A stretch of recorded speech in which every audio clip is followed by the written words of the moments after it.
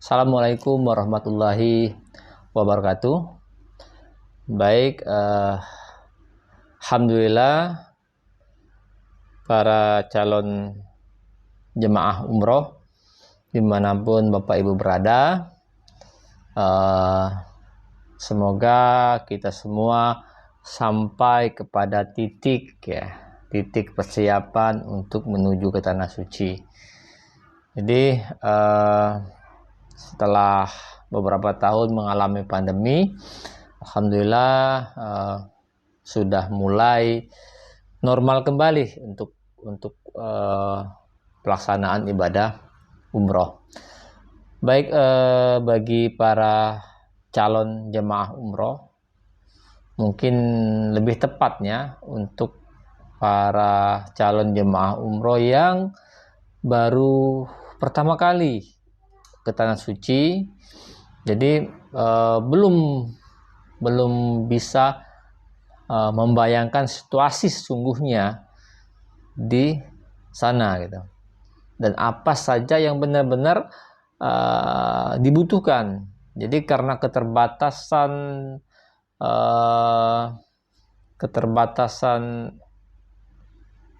bagasi, keterbatasan apa yang kita bawa, jadi jangan sampai yang kita bawa ini nggak terpakai ataupun yang kita bawain terlalu banyak gitu. Jadi biar tepat, terpakai dan terguna, nggak mubazir gitu. Baik, mungkin sebelumnya saya membagi tiga bagian yang perlu diperhatikan. Pertama, apa saja yang melekat pada diri kita. Yang kedua, barang-barang ataupun tas yang bisa masuk ke bagasi. Selanjutnya, yang ketiga, barang-barang ataupun tas yang bisa masuk ke kabin. Sorry, mungkin urutannya yang melekat pada diri kita, yang kedua melekat yang berada di kabin, yang ketiga di bagasi. Jadi untuk yang melekat pada diri kita, pastinya setiap travel mempunyai standar yang berbeda, dari seragam ataupun perlengkapan umroh. Dan lumrahnya biasanya yang pertama kita akan disiapkan kain, atau biasanya kalau di Zavatur ataupun beberapa travel lainnya itu dikasih kain, sehingga kita bebas untuk membuat model apapun ya, tetapi masih harusnya sopan ya, sebatas harus sopan gitu. Jadi kita bebas tapi harus sopan. Nah, kalau saya selalu membuat model jaket. Jadi selain dari nanti fungsinya ketika di pesawat saya nggak perlu lagi membawa jaket, dan ini juga berfungsi untuk seragam. Berdasarkan pengalaman ya, biasanya batik seragam itu dipakai lebih dari 3 kali keberangkatan ya. Harus tuh, karena memang lebih gampang mengkoordinir, tour leader lebih gampang untuk melihat jemaah-jemaahnya, dan juga nanti ketika city tour. Nah, city tour kita pakai lagi ini. City tour kota Mekah, kota Madinah, bahkan pulang terkadang juga harus pakai seragam. Jadi menurut hemat saya dan efisien, saya buat model jaket. Oke, jaket, dan biasanya juga dilengkapi peci seragam. Ini yang melekat ketika berangkat umroh ya. Selanjutnya biasanya shawl. Shawl bebas mau pakai gimana gitu. Pesan sponsor. Zavatur. Selanjutnya bantal leher. Nah, bantal leher ini kapan dipakai? Ketika di pesawat, ketika di bus, ya.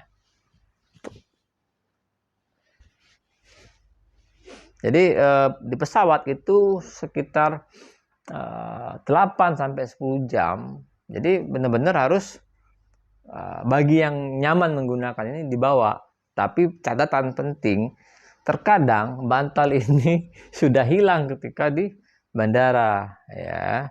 Kadang mereka dijepit nih, digantungin di tas ataupun di mana gitu kan. Ataupun nanti ketika di X-ray, di pemeriksaan, ketika diperiksa, karena ini sama semua, ratusan jemaat kadang ketuker ya, ataupun lupa gitu bahwa dia mau bantal leher. Saran saya kalau memang di dalam tas ini masih bisa, itu masih dalam tas aja nih bantal. Nanti kita bahas. Selanjutnya ID card, ya, paspor, dan buku vaksin meningitis itu biasanya dibagikan ketika jamaah tiba di bandara ataupun nanti ketika sudah mau boarding gitu ya. Tujuannya agar nggak hilang. Kalau ini kita kasih ke jamaah sebelum keberangkatan, khawatir tinggal ataupun hilang. Nah, itu yang melekat pada tubuh kita ya. Jadi yang perlu dicatat hanya bantal tadi ya. Kalau memang, jadi pada dasarnya, pada intinya, untuk yang melekat pada tubuh kita, berpikirlah bagaimana seefisien mungkin.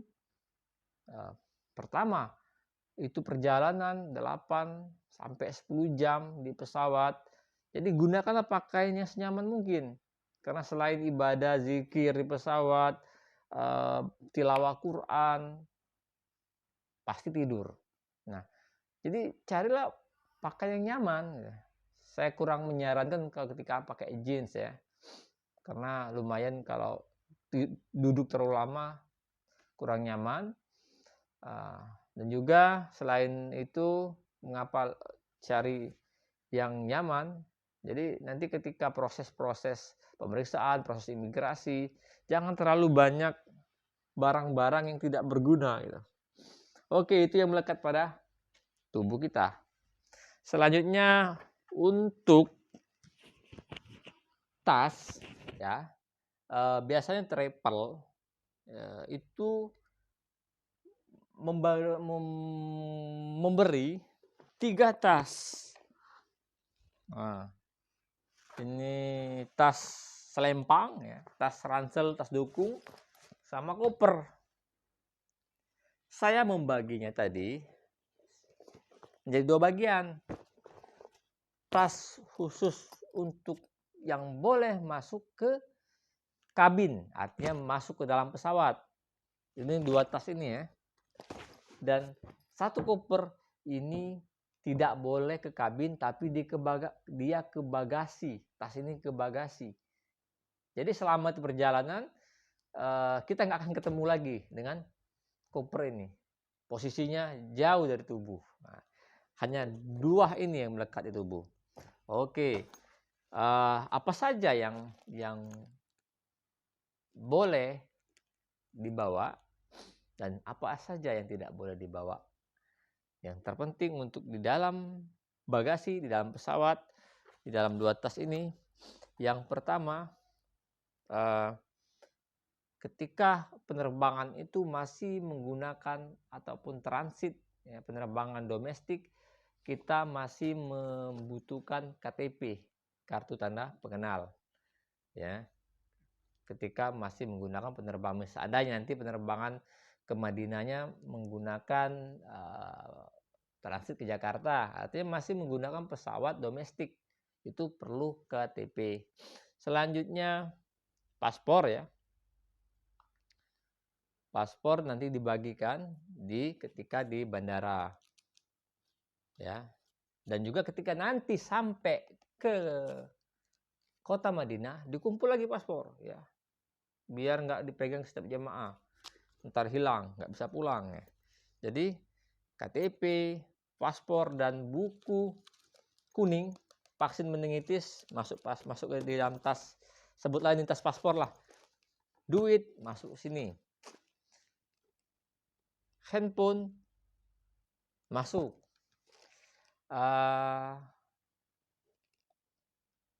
Al-Quran masuk. Ya, nanti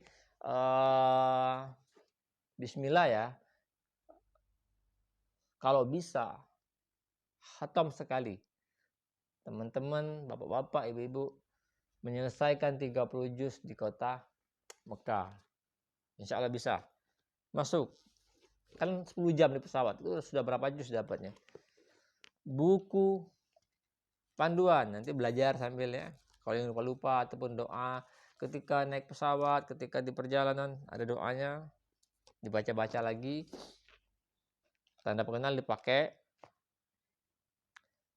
Masker. Karena sana berdebu ataupun takut penularan penyakit, bawalah masker. Saran saya misalnya kita paket 9 hari, minimal Pak bawa 9 masker ya. Kalau kita 13 hari minimal bawa 13 masker, 1 ataupun 2 dalam tas, sisanya masuk ke nanti ke koper bagasi. Selanjutnya bantal leher ya. Kalau di sini masih kosong, saran saya masukkan saja dalam tas. Nanti ketika mau pakai aja dikeluarin. Kalau digantung-gantung di sini, ntar lepas jatuh, belum sampai ke pesawat sudah hilang. Selanjutnya jaket. Kalau teman-teman buat kemeja, artinya harus jaket nih. Atau ibu-ibu jaketnya masuk ke dalam tas ini. Atau juga seandainya adanya penerbangan yang transit. Kalau dulu biasanya penerbangan transitnya dimanapun ya, apakah di Kuala Lumpur ataupun di kota-kota lain, yang itu ada proses menginap 1 malam, artinya harus bawa baju 1 setel untuk menginap. Tapi kalau penerbangan langsung dalam 1 hari sampai ya, ataupun transitnya nggak lama, nggak usah bawa baju ganti.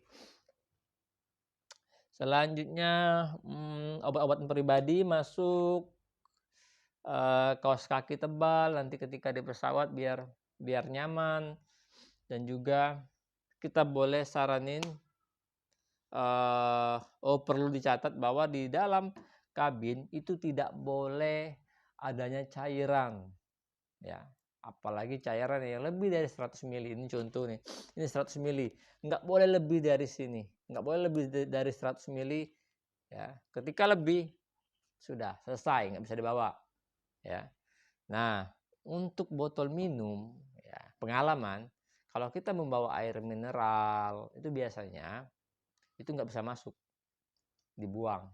Tapi kalau kita membawa botol itu bisa kita buang airnya aja.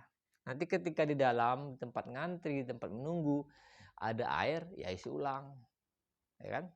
Nggak mungkin kita buang, kita bawa. Nanti juga ini berguna untuk ketika ambil zam-zam dan sebagainya. Selanjutnya yang penting lagi apa ya? Kotak kue kalau kita memang mudah lapar bolehlah bawa kotak kue ya, karena terkadang ketika transit menunggu itu kita perlu ngemil ataupun cemilan-cemilan yang menurut kita bisa membuat kita nyaman ya. Boleh dibawa kotaknya, nanti makannya bisa diisi. Ataupun nanti ketika di dalam pesawat ketika memang belum lapar ya kita bisa simpan makanan kita di dalam pesawat. Ini matrai foto, matrai. Ini penting dan kita berdoa jangan sampai dipakai matrai 10.000. Jadi mungkin ada sering bertanya apa gunanya. Matrai ini berguna ketika ada pernah kejadian jemaah meninggal. Jadi untuk mengurus administrasi, untuk mengurus pemberkasan kita membutuhkan matrai. Nah, susah.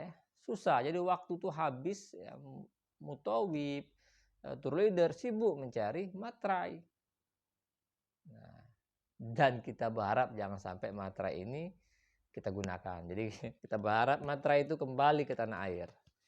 Oke, itu ya untuk yang melekat di tubuh yang boleh masuk ke kabin. Spidol boleh bawa spidol permanen untuk memberi tanda ya. Di tas boleh dibawa. Dan juga boleh juga kasih ciri khas masing-masing lah, atau pita atau apa. Kalau satu keluarga buat satu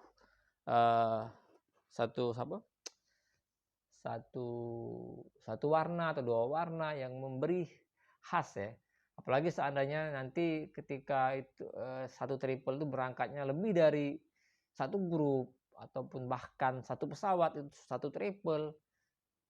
Nah, itu pasti sama semua perlengkapan. Nah, harapan nanti kalau memang itu kasih tanda, buat nama, dibuat apa tanda ya, biar mudah untuk mencari nanti koper kita ataupun tas-tas kita. Oke, yang terakhir setelah yang melekat di tubuh kita, setelah tas dukung, tas ransel yang boleh masuk ke kabin, selanjutnya yang boleh masuk ke bagasi. Nah, oke. Dalam koper ya. Oke, lumayan nih koper. Biasanya dikasih koper apa yang bahan kain ya. Kalau ini enak ya, nanti ketika mau jalan-jalan masih bisa dipakai. Bahan fiber ya. Nggak tahu kuat nggak ya, mudah-mudahan lah. Oke. Ini koper. Jadi Bapak Ibu jemaah, koper ini nanti terkadang ada kita nanti biasanya kalau kita itu karena jemaahnya lumayan banyak, terkadang mempermudah kita mengumpulkan koper H-1 sebelum keberangkatan. Dan baru ketemu lagi koper ini ketika nanti di hotel. Jadi lama nggak jumpa nanti dengan koper ini, sehari-harian nggak ketemu nih. Jadi yang perlu untuk nge-packing barang di koper ini itu yang memang belum digunakan ketika di perjalanan. Pastinya kain ihram bagi bapak-bapak. Ya, kalau umroh karena rata-rata rutenya via Madinah dahulu baru ke Mekah, itu artinya kain ihramnya digunakan nanti setelah di Madinah ya. Madinah selesai berapa hari Madinah baru ke Mekah. Pas di Mekah baru pakai kain ihram. Kecuali ada rute khusus ya yang memang kalau haji itu dia ada langsung terbang, ada yang langsung terbang ke Mekah. Artinya langsung umroh. Nah, makanya kain ihramnya masuk ke dalam tas. Karena nanti ihramnya baik di pesawat ya, ada yang meyakini pesawat, adapun yang fatwa ulama itu memperbolehkan ihram di airport Jeddah. Tapi khusus umroh itu biasanya rutenya ke Madinah dahulu ya. Jadi kain ihram 2 helai ini ya, bawa 2 helai aja, itu masuk ke koper untuk bapak-bapak. Ibu-ibu biasanya kain ihramnya bebas ya, biasanya pakai mukena ataupun jilbab seragam masuk ya. Untuk ibu-ibu, kalau ibu-ibu kan nggak bawa ini. Oke, selanjutnya baju sehari-hari. Ya, baju sehari-hari artinya baju untuk sholat. Kita coba cari informasi, tanya ke tour leader, pembimbing, sekarang lagi musim apa, apakah dingin atau musim panas, sehingga nanti baju yang kita bawa itu menyesuaikan kondisi keadaan cuaca di kota Mekah dan Madinah. Dan juga kalau seandainya kita sudah aku nggak mau misalnya beli-beli baju di sana, ya udah artinya memang harus membawa semua baju dari tanah air. Minimal seandainya kita paketnya 12 hari, minimal kalau menurut saya bawa 6 setel pakaian sehari-hari, karena bisa lah satu baju itu dipakai 2 hari. Bisa.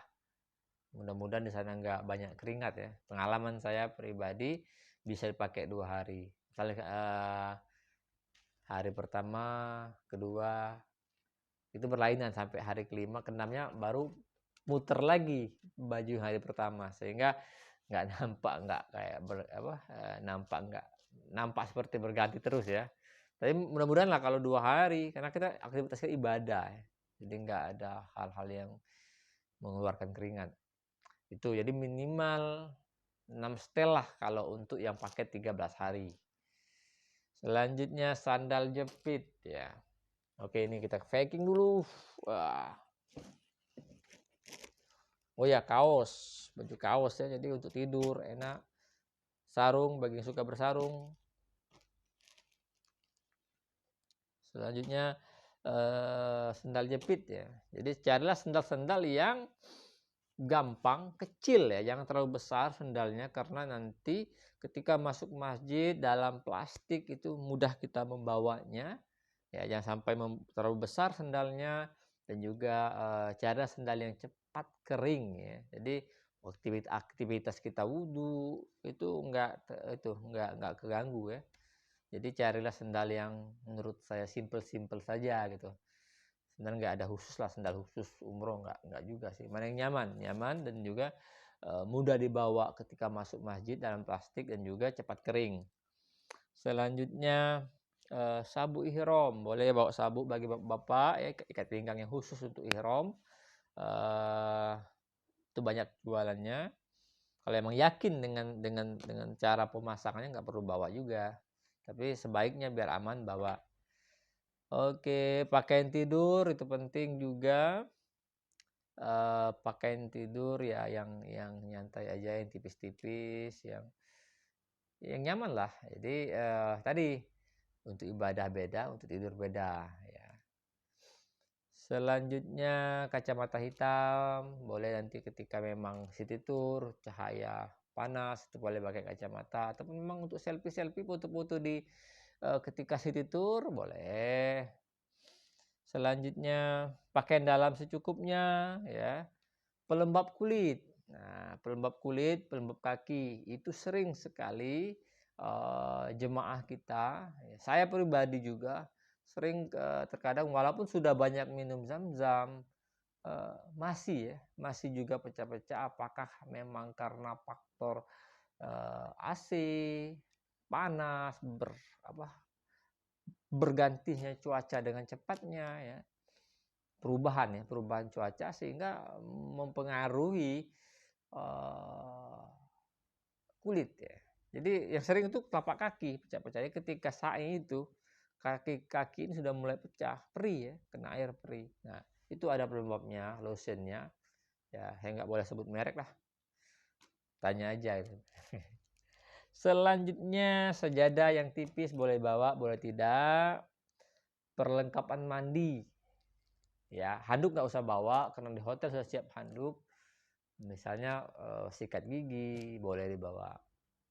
Sabun ya, yang cairan itu masuk ke dalam bagasi. Charger HP masuk ke sini. Steker ya, colokan. Nah, colokan tuh gunakan atau cari colokan yang kaki 3 ya. Karena kalau di sana nggak ada yang colokan 2, kakinya 3 stekernya. Apa palak babi ya? Haram nggak boleh palak babi. Steker yang kaki 3, colokan 3. Nah, boleh juga nanti bawa terminal kabel gulung ya, yang kabelnya sedikit, yang penting ketika kita colokin banyak ya. Jadi nggak ribut nanti di kamar berebut mau ngecas ya. Jadi karena keterbatasan casnya, jadi bawa enaknya. Jadi kalau memang masih muat kopernya itu masuk ke ini, kalau mau bawa masuk ke dalam koper. Selanjutnya, nah tadi gunting, pemotong kuku, besi-besi itu masuk ke sini aman. Tapi kalau gunting masuk ke dalam tas, tas paspor, tas lempang, tas dukung di bandara selesai disita, maka diletakkan di sini. Selanjutnya juga apa lagi ya? Jangan meletakkan power bank. Nah ya, ingat catatan penting juga power bank. Power bank nggak boleh masuk ke dalam koper, tapi boleh masuk ke dalam tas. Dan itu pun ada ukuran tertentu yang boleh masuk ke kabin dan yang dilarang untuk dalam penerbangan. Oke, catatan penting lagi, ingat tadi cairan jangan melebihi 100 ml, termasuk sampo, sabun nggak boleh masuk ke dalam tas dukung, senjata tajam nggak boleh, silet, gunting, jepit kuku nggak boleh masuknya ke koper, ya nggak boleh di sini. Senjata api, bahan mudah terbakar, termasuk korek api, ya, dan lain-lain lah, tidak boleh masuk sini. Jadi itu Bapak Ibu, semoga apa yang kami bagikan ini bermanfaat, dan juga silakan nanti disesuaikan dengan kebutuhan-kebutuhannya. Nanti juga kami memang, aduh aku pengennya di sana nggak mau beli, nggak mau beli semua, ya udah bawa aja 2 helai, 2 setel, nanti dibeli, dan itu juga bisa dijadikan oleh-oleh untuk kita gitu. Nah, jadi benar-benar oleh-oleh itu dipakai di sana gitu. Jadi biar nggak banyak bawaan. Oke, apalagi ya. Mungkin itu Bapak Ibu semua, semoga umrohnya menjadi umroh yang mabrur dan mabruro, dan nanti bisa pulang lagi ke tanah air dan berkumpul dengan keluarga. Kami akhiri. Wassalamualaikum warahmatullahi wabarakatuh.